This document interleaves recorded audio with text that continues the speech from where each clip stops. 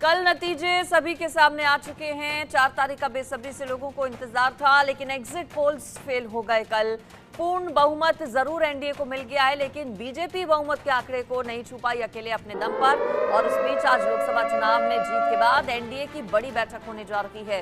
चुनाव नतीजों के बाद एनडीए की ये महत्वपूर्ण बैठक, एनडीए के सहयोगी दल बैठक में शामिल होंगे। बैठक में नीतीश और चंद्रबाबू नायडू भी शामिल होंगे। शाम 4 बजे एनडीए की ओर से बुलाई गई है ये मीटिंग। निगाहें आज होने वाली इस बैठक पर टिकी हैं। एनडीए की आज बड़ी बैठक होने जा रही है। विपक्षी गठबंधन की भी बैठक है। सरकार बनाने का दावा पेश किया जा सकता है आज एनडीए की ओर से। एनडीए की अगर बात करें तो 290 करीब सीटें एनडीए की आई हैं, जबकि विपक्ष अगर इंडिया अलायंस की बात करें तो इंडिया अलायंस को भी अच्छी खासी सीटें इस बार मिली हैं। इंडिया अलायंस की सीटें 235 के आसपास तक पहुंची और अच्छा प्रदर्शन, शानदार प्रदर्शन इसे कह सकते हैं इंडिया अलायंस का। लोकसभा चुनावों में 234 सीटें इंडिया अलायंस के पास गईं, जबकि अन्य के खाते में 17 सीटें गईं। झटका जरूर नतीजों में एनडीए को लगा है, क्योंकि अब की बार 400 पार का नारा जो दिया गया था वो पूरा नहीं हो पाया, बल्कि एनडीए 300 पार के लिए भी तरस गया। 300 पार का भी आंकड़ा एनडीए नहीं कर पाया। ये जरूर साफ है कि सरकार तो एनडीए की ही रहेगी, बीजेपी की ही रहेगी केंद्र में, लेकिन संख्या बल अब बहुत कम हो गया है। विपक्ष बहुत ज्यादा मजबूत स्थिति में आ गया है और इस बीच क्योंकि मिलीजुली सरकार होगी, नतीजों से स्पष्ट है देश में गठबंधन की सरकार अब चलेगी।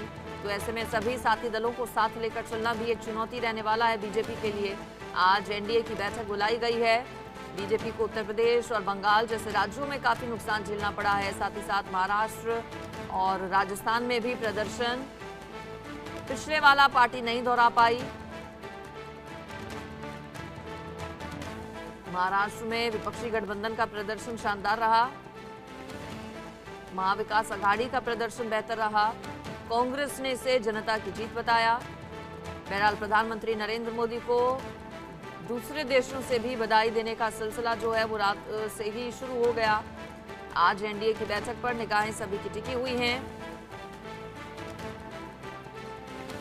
जीत एनडीए की हुई है। कई ऐसी सीटें रही जहां पर बीजेपी को बड़ा झटका लगा। कुछ केंद्रीय मंत्री भी रहे जो अपनी सीटों को नहीं बचा पाए। अब आज एनडीए की बैठक पर सभी की निगाहें टिकी हैं। न सिर्फ एनडीए बल्कि इंडिया अलायंस की ओर से भी बैठक आज बुलाई गई है। आज इंडिया ब्लॉक की भी होने वाली है बैठक। वो बैठक भी शाम को होगी। राष्ट्रपति द्रौपदी मुर्मू की ओर से आज विदाई डिनर भी कैबिनेट को दिया जाएगा। रात 8 बजे वो विदाई डिनर है राष्ट्रपति भवन में। ये एक परंपरा का हिस्सा है और आज कैबिनेट की मीटिंग भी होने वाली है। सुबह 11 साढ़े 11 बजे के आसपास बताया जा रहा है कि आखिरी कैबिनेट की बैठक बुलाई गई है।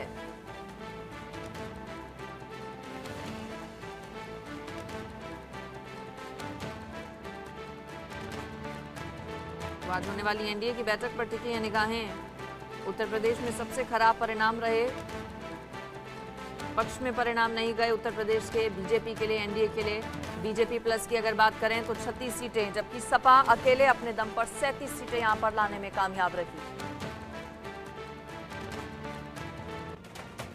न सिर्फ एनडीए बल्कि इंडिया ब्लॉक की भी आज होने जा रही है मीटिंग। इंडिया गठबंधन की बड़ी बैठक आज है। नतीजों के बाद रणनीति पर मंथन किया जाएगा इंडिया गठबंधन की ओर से भी।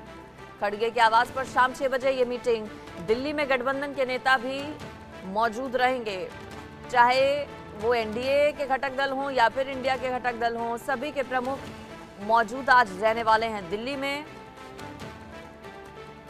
चूंकि एनडीए की ओर से भी बुलाई गई है बैठक, इसके अलावा इंडिया अलायंस की भी होने जा रही है बैठक। शाम 6 बजे बताया जा रहा है। अभी तक की मिली जानकारी के मुताबिक कि मल्लिकार्जुन खड़गे के आवास पर इंडिया ब्लॉक के नेताओं की बैठक होगी, जिसमें कई बड़े नेता शामिल होंगे। इंडिया ब्लॉक के जो पार्टनर्स हैं उनके प्रमुख मौजूद रहेंगे। मल्लिकार्जुन खड़गे, राहुल गांधी, सोनिया गांधी तो मौजूद रहेंगी ही। साथ ही साथ आम आदमी पार्टी से संजय सिंह, राघव चड्ढा, अखिलेश यादव भी इस मीटिंग के लिए पहुंच सकते हैं। तेजस्वी यादव भी इस बैठक में शामिल होने के लिए पहुंचेंगे। देखना होगा कि ममता बनर्जी भी क्या इस बैठक में शामिल होने के लिए पहुंचती है या फिर नहीं। भगवंत मान इस बैठक का हिस्सा हो सकते हैं।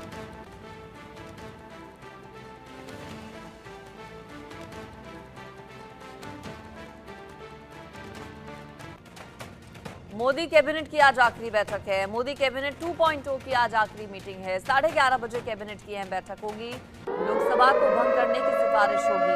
नई सरकार के गठन का रास्ता भी साफ होगा। 18वीं लोकसभा के लिए चुनाव पूरे होने के बाद नतीजे भी कल सामने आ चुके हैं। मोदी कैबिनेट 2.0 की आज आखिरी मीटिंग होगी। तीसरा कार्यकाल चूंकि अब शुरू होगा एनडीए का, लगातार तीसरी बार बीजेपी की सरकार, एनडीए की सरकार, नई सरकार का गठन का रास्ता साफ होगा। पुरानी कैबिनेट की आखिरी बैठक होगी। नई सरकार के गठन को लेकर बातचीत इस कैबिनेट मीटिंग में हो सकती है। मोदी कैबिनेट की बैठक है आज पूरा दिन बैठकें चलने वाली हैं। आज कह सकते हैं आप कि बैठकों का बुधवार है आज। बैठकों के बुधवार इसलिए चूंकि मीटिंग्स कई होने वाली हैं। देखिए, कैबिनेट की बैठक होगी पहले सुबह 11:30 बजे, उसके बाद एनडीए की बैठक होगी शाम 4 बजे। 6 बजे का वक्त बताया जा रहा है इंडिया ब्लॉक की बैठक के लिए। उसके बाद रात 8 बजे विदाई डिनर राष्ट्रपति द्रौपदी मुर्मू की ओर से दिया जाएगा मंत्रिमंडल को, केंद्रीय मंत्रिमंडल को, जो कि परंपरा का हिस्सा है। तो पूरा दिन आज कई महत्वपूर्ण बैठकें रहने वाली हैं जिस पर निगाहें रहेंगी।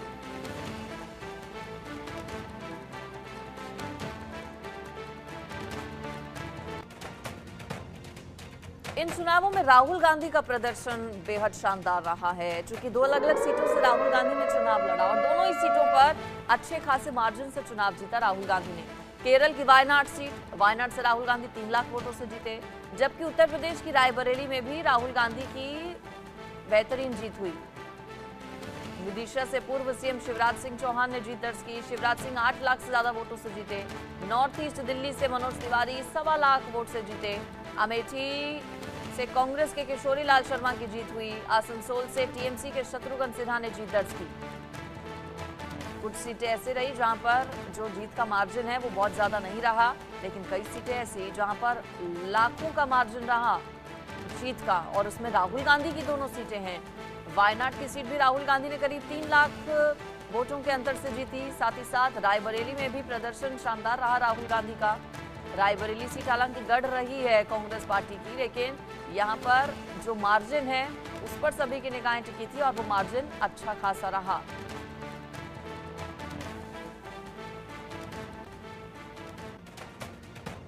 बीजेपी भले ही अपने दम पर बहुमत हासिल ना कर सकी हो, इस बार सरकार लेकिन एनडीए की ही होगी। बीजेपी ने एनडीए को बहुमत देने पर जनता को धन्यवाद दिया। खुद प्रधानमंत्री नरेंद्र मोदी बीजेपी ऑफिस पहुंचे और कार्यकर्ताओं के साथ साथ जनता को भी धन्यवाद दिया पीएम मोदी ने। एनडीए की जीत पर पीएम मोदी ने कहा कि ये देश में पहला मौका है जब देश ने किसी गठबंधन को लगातार तीसरी बार बहुमत दिया है। पीएम मोदी जब बीजेपी मुख्यालय पहुंचे कल, तो जोरदार स्वागत उनका वहां पर किया गया। पावन दिन एनडीए की लगातार तीसरी बार सरकार बननी तय है।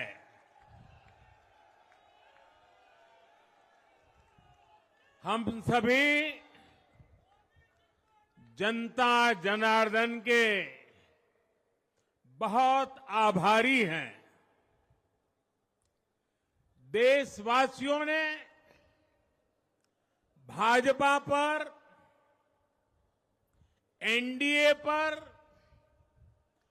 पूर्ण विश्वास जताया है। आज की ये विजय दुनिया के सबसे बड़े लोकतंत्र की जीत है। ये भारत के संविधान पर अटूट निष्ठा की जीत है। ये विकसित भारत के प्रण की जीत है। ये सबका साथ सबका विकास इस मंत्र की जीत है। ये 140 करोड़ भारतीयों की जीत है। प्रधानमंत्री नरेंद्र मोदी को आपने सुना। प्रधानमंत्री नरेंद्र मोदी ने जीत के बाद बीजेपी मुख्यालय पहुंचने पर क्या कहा। पीएम मोदी ने कहा कि देश ने एक बार फिर से कांग्रेस को नकार दिया। पीएम ने कहा कि देश में जहां भी राज्य के चुनाव हुए वहां जनता ने कांग्रेस को पूरी तरह से नकार दिया और देश में भी जनता ने पूरे इंडिया गठबंधन को नकारा है। पीएम मोदी ने कहा, जहां भी विधानसभा के चुनाव हुए वहां पर एनडीए को भव्य विजय मिली है। चाहे वो अरुणाचल प्रदेश हो, आंध्र प्रदेश हो, उड़ीसा हो या फिर सिक्किम। और इन राज्यों में कांग्रेस का सुपड़ा साफ हो गया है।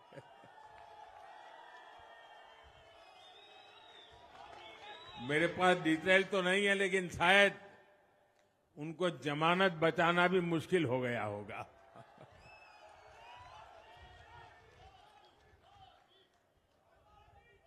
भाजपा उड़ीसा में सरकार बनाने जा रही है और लोकसभा चुनाव में भी उड़ीसा ने बेहतरीन प्रदर्शन किया है। ये पहली बार होगा जब महाप्रभु जगन्नाथ की धरती पर बीजेपी का मुख्यमंत्री होगा।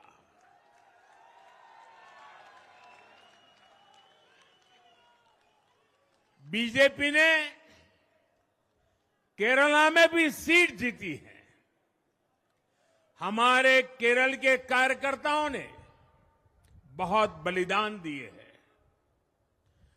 कई पीढ़ियों से वो संघर्ष भी करते रहे, जन सामान्य की सेवा भी करते रहे और पीढ़ियों से, मैं सालों से नहीं कह रहा हूं, पीढ़ियों से जिस क्षण का इंतजार किया वो आज सफलता को चूमने लगी है। पीएम मोदी ने कहा कि भारत दुनिया की सबसे तेजी से आगे बढ़ने वाली अर्थव्यवस्था और एनडीए की सरकार में ये बढ़त रुकेगी नहीं। पीएम ने कहा कि भारत अपने हर लक्ष्य को पूरा करेगा। राष्ट्र प्रथम की इसी भावना की वजह से जम्मू कश्मीर से 370 हटी। जीएसटी और आईबीसी जैसे रिफॉर्म हुए, बैंकिंग रिफॉर्म हुए। हमने राष्ट्रहित को हमेशा सबसे आगे रखा। आप याद करिए, कोरोना का इतना बड़ा संकट आया, हमने वही फैसला लिया जो देश हित में था, जनहित में था। हमने हर दबाव से अलग हटकर कदम उठाया और इसी का नतीजा है आज भारत दुनिया की सबसे तेजी से विकसित होती बड़ी इकोनॉमी है। राष्ट्र प्रथम की यही भावना भारत को आत्मनिर्भर बनाएगी। साथियों, हमारे सामने एक महान संकल्प है, विकसित भारत का संकल्प।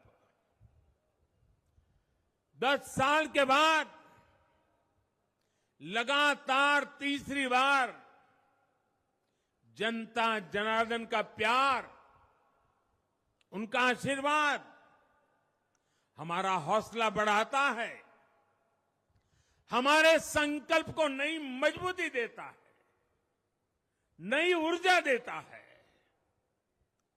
हमारे विरोधी एकजुट होकर भी उतनी सीटें नहीं जीत पाए जितनी इस लोकसभा चुनाव में अकेली बीजेपी ने जीती है।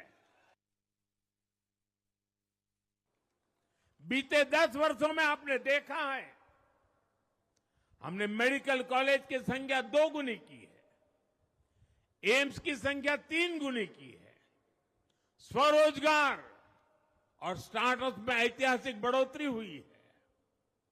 हमने भारत को दुनिया का दूसरा सबसे बड़ा मोबाइल मैन्युफैक्चर बनाया है। अब इलेक्ट्रॉनिक्स, सेमीकंडक्टर और ऐसे नए सेक्टर्स में और तेजी से काम किया जाएगा। हमने देश के डिफेंस प्रोडक्शन और एक्सपोर्ट को बढ़ाने का प्रयास किया है। हम तब तक नहीं रुकेंगे जब तक देश का डिफेंस सेक्टर आत्मनिर्भर नहीं बन जाता। हम अपने युवाओं को शिक्षा, रोजगार, स्वरोजगार हर क्षेत्र में सशक्त करेंगे। किसानों के लिए बीज से बाजार तक आधुनिक नीतियों को बनाने का काम और प्राथमिकता पर होगा। दलहन से लेकर खाद्य तेल तक हम हमारे किसानों को हर क्षेत्र में आत्मनिर्भर बनाने के लिए काम करते रहेंगे। साथियों, आने वाला समय ग्रीन एरा है, हरित युग का है। आज भी हमारी सरकार की नीतियां प्रगति, प्रकृति और संस्कृति के समागम की है। हम ग्रीन इंडस्ट्रियलाइजेशन पर निवेश बढ़ाएंगे।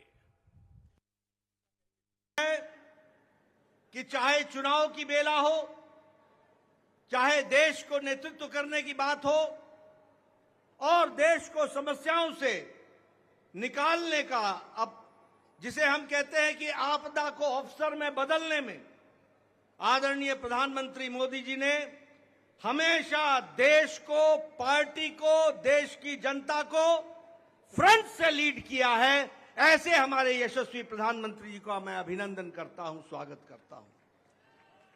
मैं आज सभी एनडीए के साथी दल और भारतीय जनता पार्टी के कार्यकर्ता, जिन्होंने अथक प्रयास के साथ पीछे कई महीनों से अथक प्रयास किया और एनडीए को जो जीत दिलाई है, उसके लिए मैं साथी दलों का और हमारे कार्यकर्ताओं का और साथी दलों के कार्यकर्ताओं का भी हार्दिक धन्यवाद देता हूं और उनका भी मैं अभिनंदन करता हूं।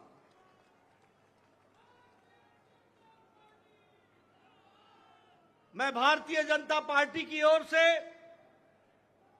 देश के करोड़ों हमारे देशवासियों को, जो प्रधानमंत्री मोदी जी के नेतृत्व में विश्वास करते हुए एक ऐतिहासिक पल, एक ऐतिहासिक घड़ी के चश्मदीद गवाह बनने का हम सबको सौभाग्य दिया, ऐसे हमारे मतदाता बंधु, जिन्होंने भारतीय जनता पार्टी और एनडीए को अपना आशीर्वाद दिया और प्रधानमंत्री मोदी जी के नेतृत्व को आगे बढ़ाने का काम किया, ऐसे करोड़ों करोड़ों देशवासियों को मैं पार्टी की ओर से बहुत बहुत धन्यवाद देता हूं।